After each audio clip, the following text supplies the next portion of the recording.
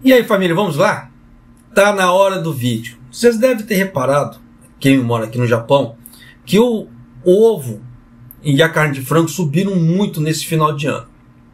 O ovo é normal subir, tá? Porque em época de festa, as confeitarias compram muitos ovos, as pessoas fazem muitos doces, bolos, etc. Então o preço do ovo ele ia subir de qualquer maneira. Todo final de ano no Japão o preço do ovo sobe. Mas a carne de frango subiu muito também. E tem um motivo. E esse motivo não é por causa da guerra. É por causa da gripe aviária que está batendo aqui no Japão. Ela já está batendo há um certo tempo. Mas eu não via noticiando, porque às vezes é um caso esporádico aqui e ali. Tá? Mas dessa vez o Ministério soltou números.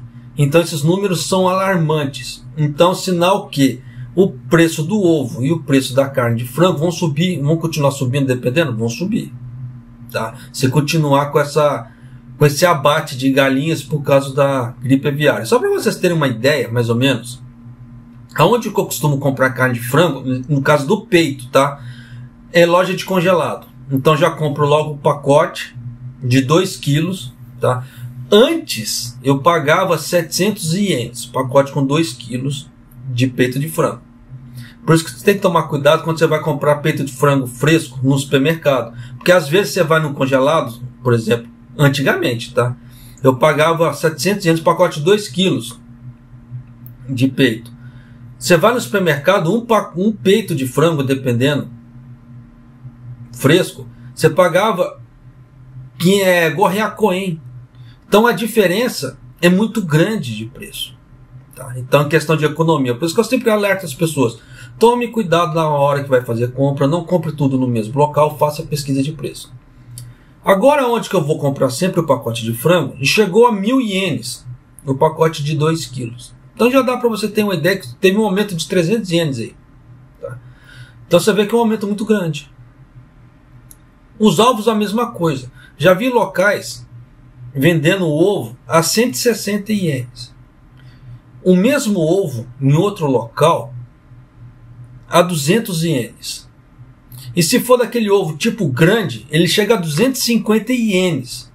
Então você vê que a diferença de preço está muito grande de um local para o outro também. Um grande exemplo de diferença de preço. Final de ano agora, muita gente usa querosene para o estobo, para o aquecedor. Ele está chegando, pelo menos na região que eu moro, a reacoen de diferença de um posto para outro. Então você vê que no final das contas você vai pegando essa diferença de preço aqui, essa diferença de preço ali.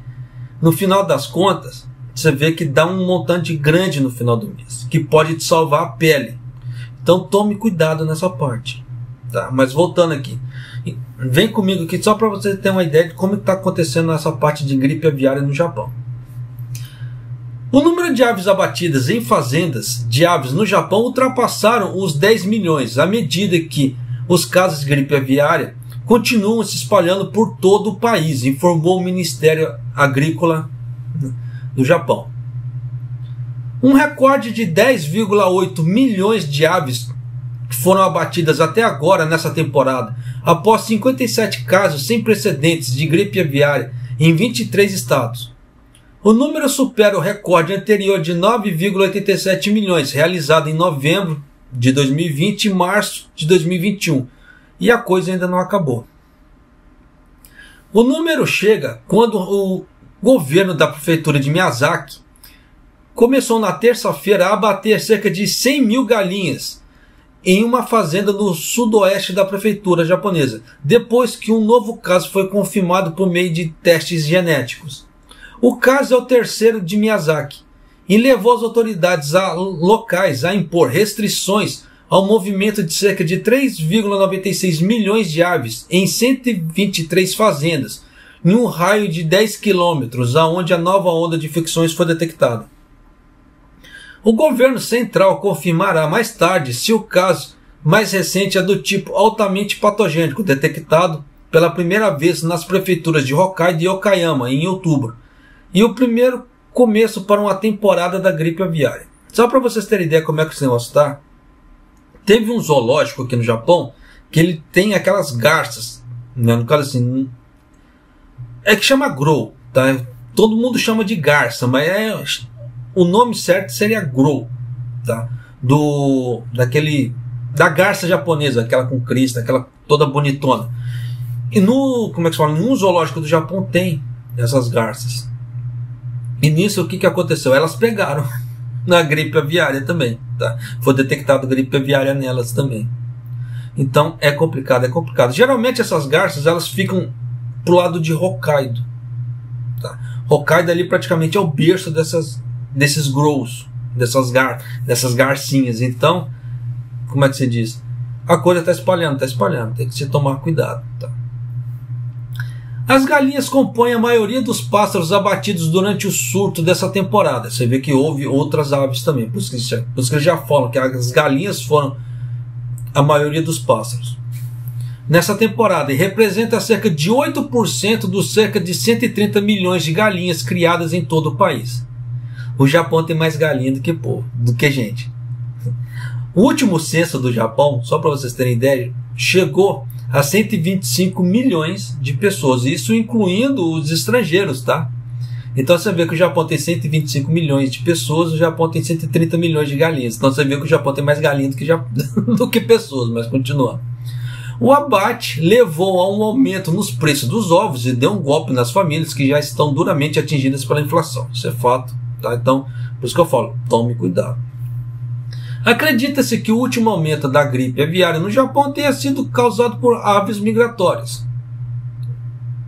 Geralmente é assim, tá? Foi igual quando começou a ter também um pouco da gripe suína, também começou a bater no Japão. Foi por quê? Porco importado. O governo já havia falado que era por causa de porco importado. Então eles deram, como é que se fala assim, uma reforçada nessa parte alfandegária ali, para poder segurar essa parte de importação de carne, importação de animais. Só que no caso das aves migratórias não tem jeito, tá? Vem voando, tá? Então a coisa vai alastrando. Então já dá para você sacar que a coisa não vai demorar a dar uma melhorada, tá? Nessa parte do preço dos ovos, na parte do preço da carne, porque até, como é que se fala assim, repor todos esses animais vai levar um certo tempo.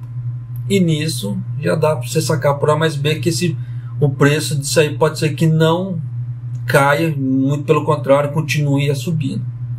Então, ressalto mais uma vez, faça pesquisa de preços aqui no Japão.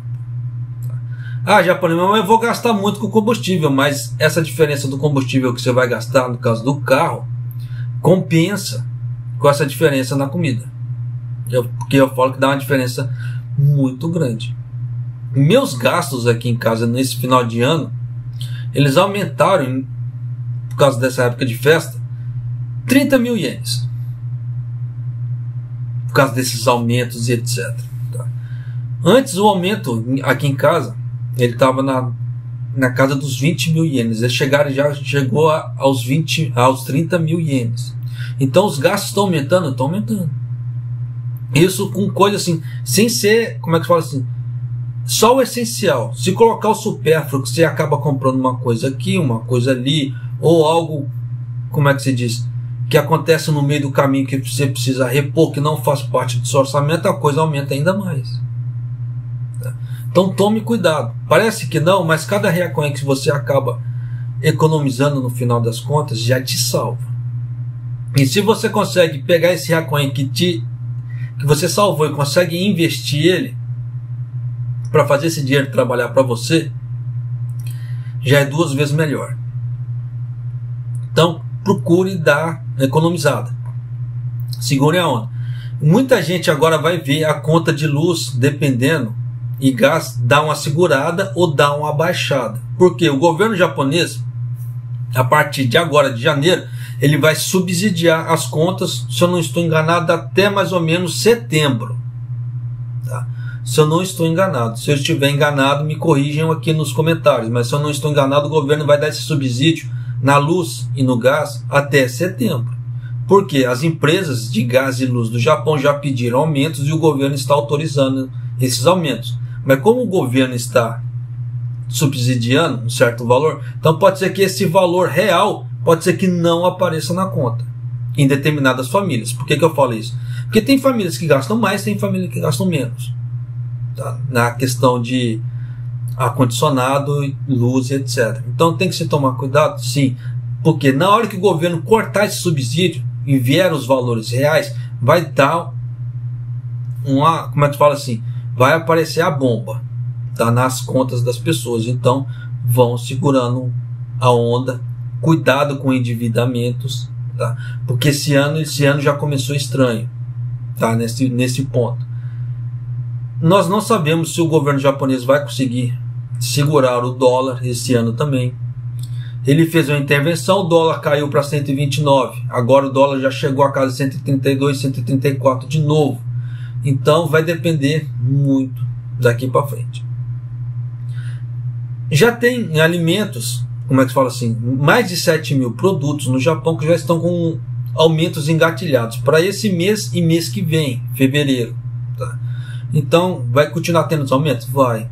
McDonald's já anunciou aumento também, é o terceiro aumento em 10 meses, tá?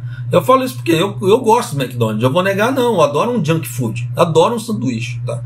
E os preços do McDonald's vão subir de uma forma assim meio alta dessa vez, tá? Porque o McDonald's já anunciou os valores dos repasses, e se eu não estou enganado, esse aumento no McDonald's vai começar a valer a partir do dia 16, tá? Já desse mês. Então toma cuidado também, e assim vai. Então você vê que de grão em grão nós estamos perdendo poder de compra no Japão. Por isso que eu peço para você, de grão em grão você pode ir economizando. Japonês, como é que eu posso fazer para economizar a conta de luz no inverno por causa do ar-condicionado? Compra um moletom, use um moletom, diminua o ar-condicionado na temperatura amena. Ou faça igual eu, compra um estobo e alterne, ou trabalhe com os dois ao mesmo tempo. Porque se você ligar o estobo ao mesmo tempo que o ar-condicionado, você vai reparar, porque eu já fiz esse teste. O estobo ele começa a esquentar, você mantém na temperatura amena, tá? O motor do ar-condicionado ele para, ele vai ficar só na parte de ventilação, aquela parte que vai soltando aquele vento quente, igual o barulho que está fazendo agora. Não tá, ele não faz. Eu já fiz esse teste, fiz o teste o mês inteiro, mês passado. Então nesse ponto dá para ter uma certa economia na parte do ar-condicionado, porque o ar-condicionado não vai ficar puxando muito, o motor não vai ficar trabalhando quase o tempo todo a 100%, até, como é que fala assim, aquecer o ambiente. Tem aquele problema do monóxido de carbono do estobo? Tem, como eu relatei no vídeo passado. Eu tive dores de cabeça por causa disso. Então tem que se tomar cuidado, existem prós e contras. Da mesma forma que o ar-condicionado você vai pagar a conta só quando vier a conta, no caso a luz. O estobo não, aquilo que você já está pagando ali no querosene é aquilo que você, naquele momento. Então você não tem surpresas posteriores. Então existem prós e contras, tá? Entre usar um sistema ou outro, para não ter surpresas nas contas e etc. Mas isso vai de cada administração de cada casa. Eu falo assim porque esse é o tipo de coisa que eu estou usando na minha casa, tá? Mas tem pessoas que preferem outros sistemas. Então cada um, como é que fala assim, não existe uma verdade absoluta nessa parte de administrações. Desde que você consiga economizar, achar um meio, fazer uma gambiarra para você economizar na luz e no gás, sem ter, como é que fala assim, colocar a sua família em, como é que fala assim, em situações de risco, tá valendo, tá? E pelo menos eu acho assim. Mas desde que você consiga economizar, tá bacana. Estamos economizando não porque estamos prevendo uma situação ruim no futuro, mas porque nós queremos um futuro próspero. Quantos de nós não quer ter uma casa? Ou quer ter um carro? Ou quer ter alguma coisa? Ou ter um PlayStation 5, como é que se fala assim, que ainda está muito em falta, entre aspas, no mercado. Mas ainda, como é que se fala assim, mas para isso você precisa o quê? Para evitar endividamentos, você já tem que ir ajuntando aquele dinheiro, tá? Então, é aquela questão de você pensar positivo e questão de pensar negativo. A velha história do copo. Pega um copo, enche pela metade. A pessoa negativa, ela vai falar, ah, já está quase vazio. Aquela pessoa que é mais positivista, ela vai falar, ah, o copo já está quase cheio. Então isso depende do ponto de vista de cada um. Se você quer prosperidade, tem que pensar positivo. Só que aquela velha história, pensar positivo não quer dizer que você vai deixar a vida te levar e correr todos os riscos. Porque na hora que a situação acontece, você, como é que se fala assim, vai fazer o quê? Né? Então você tem que se precaver também. Por isso que Deus nos deu livre-arbítrio. Você tem um livre-arbítrio para escolher o que você quer. Então os riscos vai de cada um. Então, mas para não prolongar mais esse tipo o vídeo aqui, já vou encerrar por aqui, tá? Então espero que essas informações te ajudem de alguma maneira, tá certo? E até a próxima, até o próximo vídeo. Um abraço.